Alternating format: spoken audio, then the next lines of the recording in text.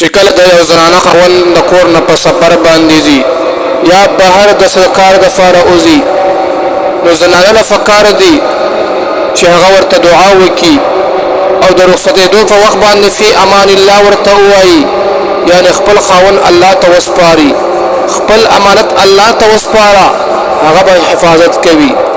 د عربو د زنانو نه چا تپوس وکړو چې کله تاسو خپل خاوند رخصتوئ نو څه ورته وایي؟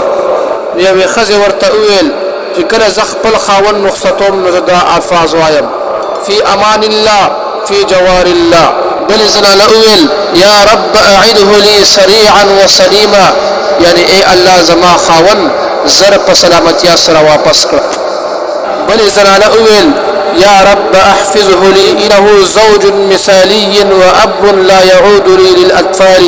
ای الله زما د خاوند حفاظت وکړه، دا زما مثالي خاوند دی او زما د بچو داسې پلار دی چې د دې بل نعم البدل نشته دی.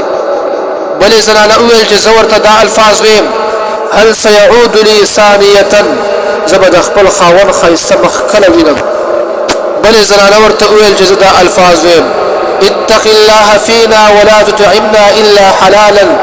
د الله نه ویریږه او موږ له هغه خوراک راوړه چې کوم حلال خوراک وي.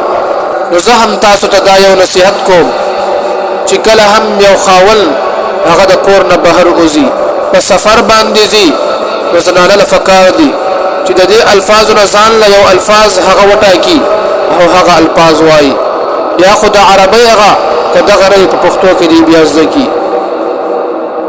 لیکن د سوچ خبره دا ده چې آیا زموږ زنانه هم داسې الفاظ سره خپل خاوند رخصتوي؟ لا محترمو زموږ زنانه ته خو پته وي، لا محترمو زموږ زنانو ته خو پته هم نه وي چې زما خاوند چېرته لاړو، کله د کور نه وتی دی او کله به واپس راځي.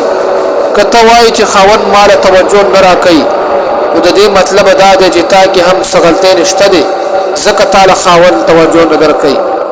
یقینا دا بهترین الفاظ دي چې کله هم خاوند د کور نه وځي هغه سره د ګیټه پورې تلل پکار دي او بیا دا الفاظ هغه ته ادا کول پکار دي.